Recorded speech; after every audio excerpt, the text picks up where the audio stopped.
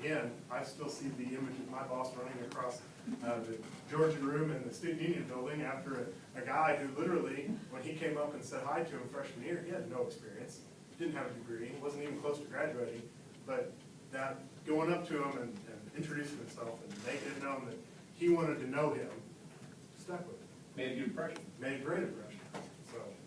What other questions do you guys have? So, say that you are, okay, how do you, if you don't have experience in the field that you want to go into out of college, how would you kind of suggest wording your resume? So, like, what would you as a company do about that? If that makes sense. Well, when I look at that situation, starting from ground zero, I don't know anything about the industry that I potentially want to go into. Yeah, I would, again, just doing research, finding out, what is it they do? What are some of the skills and traits in that job, that industry, that they look for? And then think about your background. Think about how you might be able to get some of that experience. And again, having the ability to reach out to somebody and say, would you be willing to share your experience with me? It's a big deal. People want to help, 9 times out of 10. People like to talk about themselves, like to talk about their experience, because, you've got all this great experience, right? That's human nature. So, I would think about doing as much research as I could. Make a phone call. Target people that you know that are doing that role. Reach out to them. Send them a nice note. Hey, I understand you're in this role. I'm intrigued by it. I'm a student. This is my background. Would you be willing to spend some time? Would you be willing to tell me about what you do? And I bet you're going to get a positive response out of it. Don't underestimate the transferable skills that you're gaining through organizational involvement in classroom projects, that type of thing, because honestly, you probably have more experience than you realize. You just may not be in that specific job. You make a great point, Holly. Things that you take for granted, day in and day out, things you've done for years, you can't take for granted, because somebody on the outside, we're not going to assume that, hey, you led groups of people into doing these difficult tasks, or you led an organization, or you organized an event. We're not going to assume that. Nobody's going to assume it. That's why you have to know yourself. You have to know your background, your abilities, and what you want to convey to somebody. Again, everything that you guys have done at this point has value. You just have to be able to convey that value. That comes back to, like I said earlier, I can sell a chip display to tie into anything that Walmart wants to put out there. So you think, okay, well, they're going to do something with perfume. Okay, well, obviously that's going to be targeted at women, right? So I'm going to go to my list of brands here. I'm going to pull out, okay, well, Baked Lays are really high with female shoppers.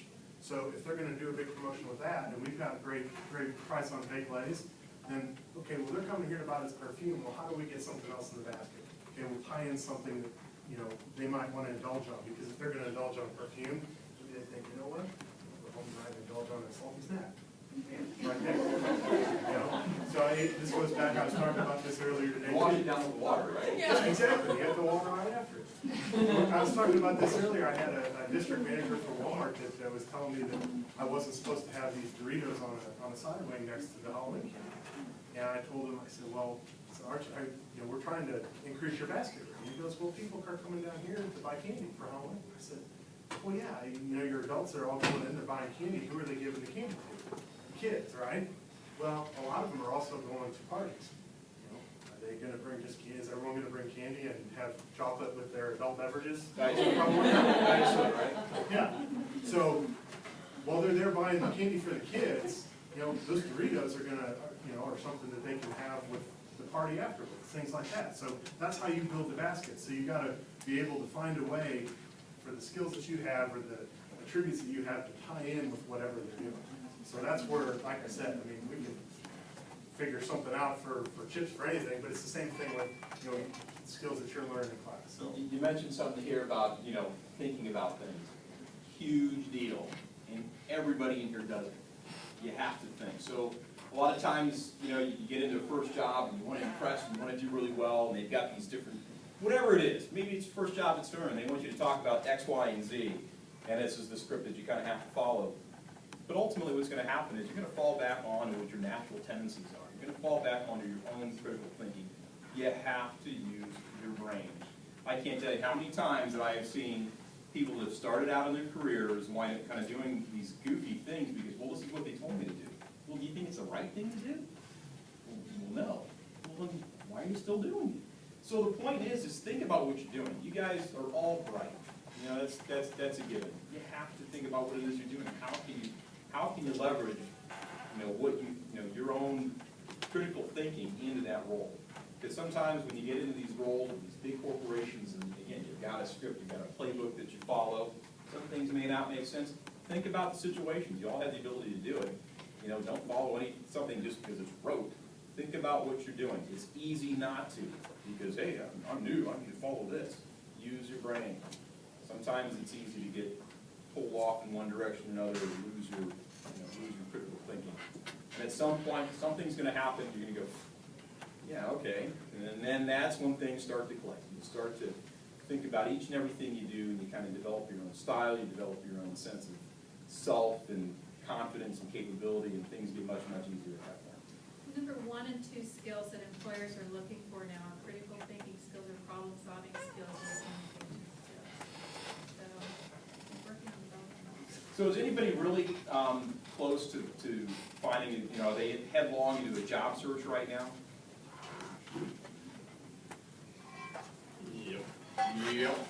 All right. Graduating soon. All right, well, what are you finding? I'm finding that not a lot of people do what I'm interested in. I'm interested in data sciences and big data, and Hold on, what do you mean not a lot of people are interested in that? well, no, a lot of people are interested in, but it's really hard to find someone who knows someone who does that or knows about that. I've talked about I wonder who that is. in my experience. Do you know someone who knows about that? Because I don't. Yeah, I may know somebody. So again, this is where the networking piece of it happens, by the way. It can be something as simple as this. We'll talk. I'll make sure we get connected. It's a fascinating field. It's an interesting field. But this is how it happens. I mean, there's no magic to it. It's making a connection with somebody. So what have you found? So you found that it's hard to find groups or people that are doing this, and what else are you starting with? That's mostly it. I mean, I found a lot of people who can tell me about what the skills are required to do it, but nobody actually has firsthand experience to find out like if they like jobs in this area. Everyone can tell me that it's booming and growing massively, but I haven't been able to find. It pays great.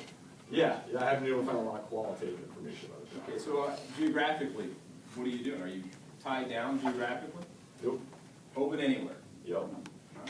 Well, it's good. Sometimes, and again, as you get into your job search, hey, what do you mean I'm going to have to leave my home city? I don't want to leave my home city. Know it. Know what you're going to be comfortable with. Know what you're not going to be comfortable with. If you're comfortable with looking elsewhere, it's a whole different ballgame. You've got a lot more options and opportunities that are open to you.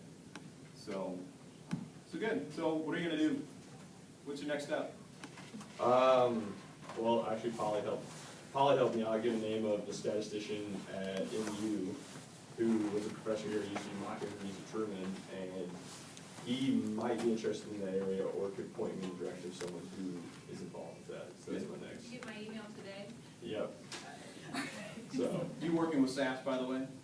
I have not ever. No, we don't have that program in Truman. But All right. So do you have any real-world experience here on campus? I have lots of real-world experience. I mean, tangible skills include communication. I served Ruby Tuesday with Mel in the front row. You do what? I served Ruby Tuesday with Mel in the front row. I've worked at Apple in sales. I've done some things. Good, good. Got skills? Yeah. All right, that's good. It all has value, seriously. Okay. Any other questions? How do employers react to international students applying for their job openings, potentially like maybe a sponsorship or something? I'll speak for PepsiCo. If you have a visa to work in the United States, then you're good to go. They treat them just like any other candidate. However, if you're needing assistance to getting a visa, PepsiCo doesn't offer that, but that's just their, like I said, that's just their policy. I think it depends a lot on the company. I don't know. Yeah, absolutely. Are you an F1? Yes. Okay, F1? All right. So international students have some advantages and some hurdles, more than domestic students. One of them is that their visa status. Most of us in this room are citizens. Some aren't. Some of them are international students that have a visa status that's called an F1. And for you guys to be able to work in the United States after you graduate, you've got to have somebody that's willing to pick up your visa, pay for your visa, your H1 visa after you get through your practical training, right? Right, that's like in a year or two. Yeah, There's a. yeah, you might be able to get some real world experience on your F1. You know, again, reaching out to somebody in law, and somebody potentially in the law office may be able to help you with that. We have a Because, speaker coming in a couple of weeks, the international, he's an immigration attorney. perfect. Don't miss that class, by the way. Yeah, don't miss that. It's, so, I mean, in the software world, the tech world, I deal with it all the time. I deal with international folks all the time. It is a big part of the talent base. And it's great. It's a very diverse field. It's wonderful. It's great. Everybody's got their strengths. Everybody's got their weaknesses. So, you know, by and large, it really comes down to you. It comes down to what you bring to the table, like everybody else. That doesn't change. You know, what skills you bring to that particular job. Yeah, there's an additional hurdle with the visa. Generally, you'll find potentially some larger companies, and maybe some smaller ones, be willing to sponsor your visa. You know, a good way to get into the workforce that way is to look at internships. If you can look at an internship, at least you got a leg up on somebody, especially if you're in the technical world. So you may get a chance to kind of get in with your F1 visa and then have that organization willing to take up your H1. Any other questions? Yes. This might sound silly, but how much does your major matter?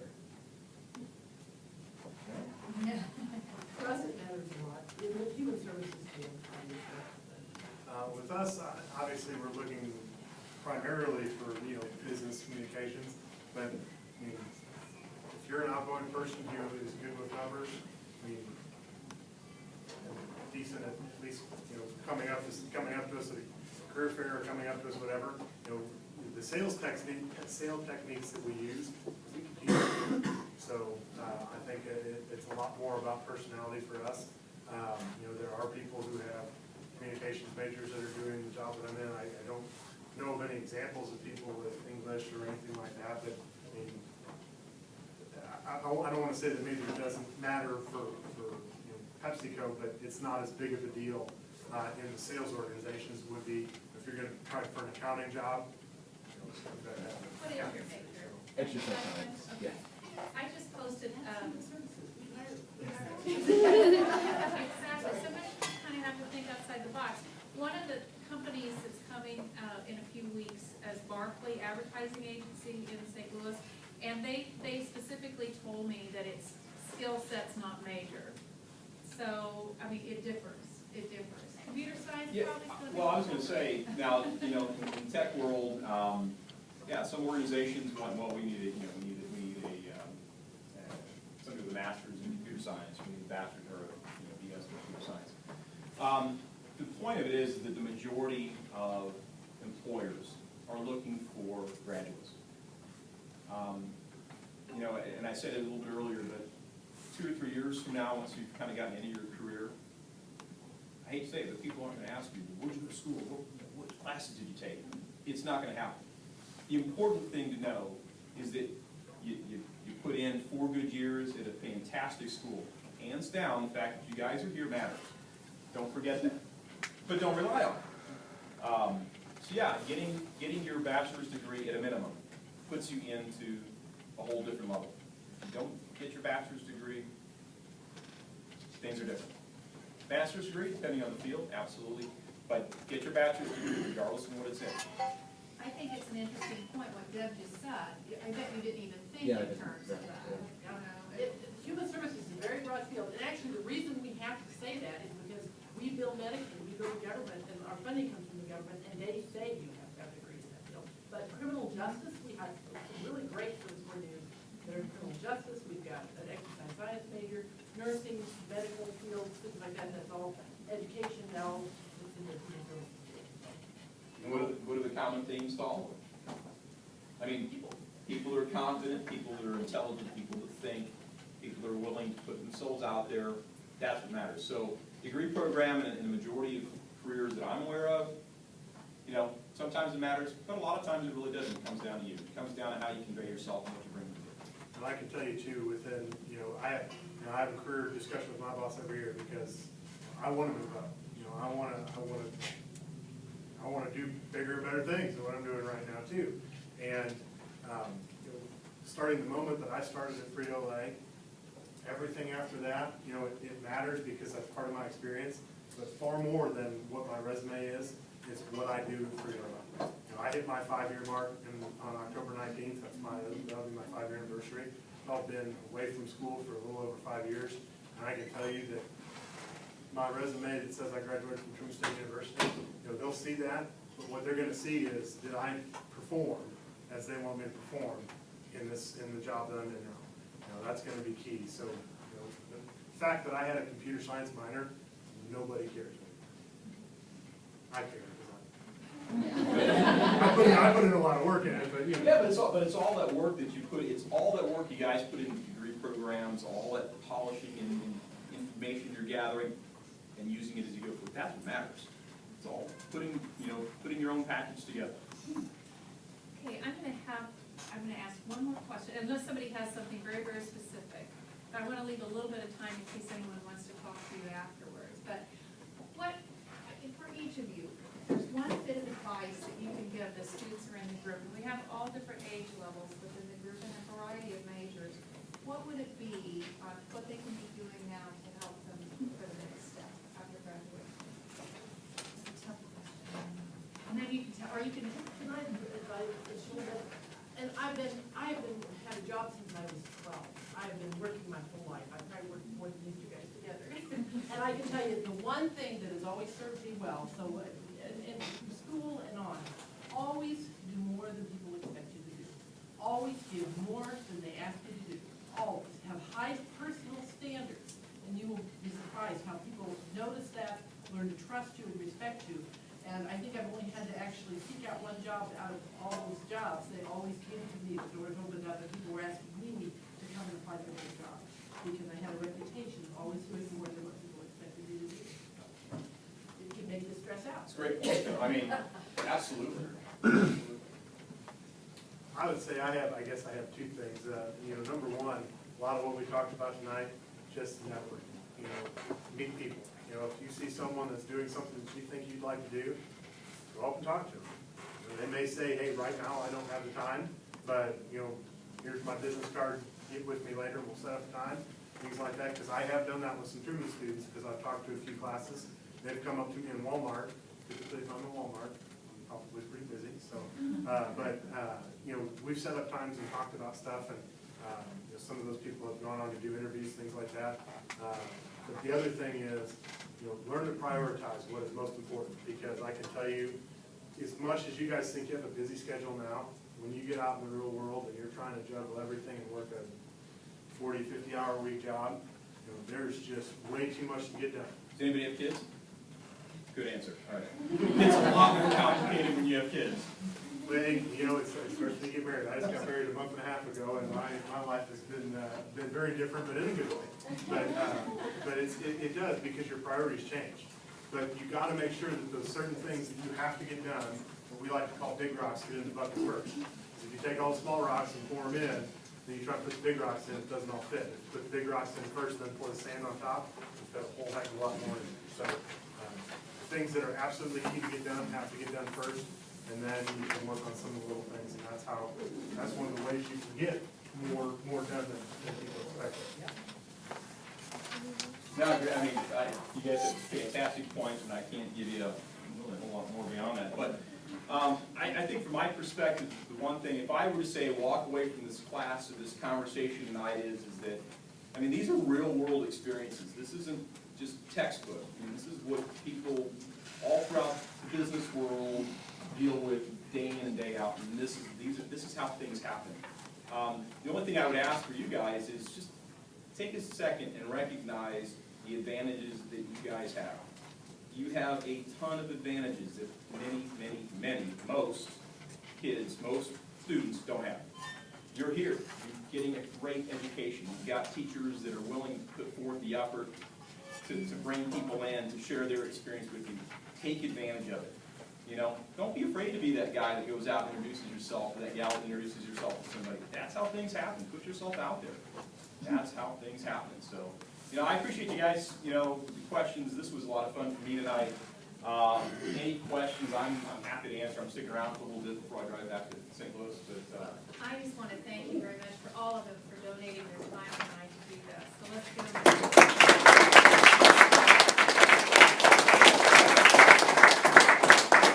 There's a local guy that writes for a drag magazine, you know, drag shirt.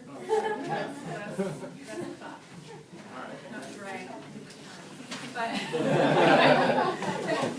Magazine. It's ropes to tie. You can tie him. He's spoken on campus before. He's worked his up. He's really good. And that's what he's doing. All those connections you make are invaluable. If you have any questions, please feel free. I know that we'll be talking to talk with you for a few more minutes. Thank you very much for coming, you guys. I'm actually making my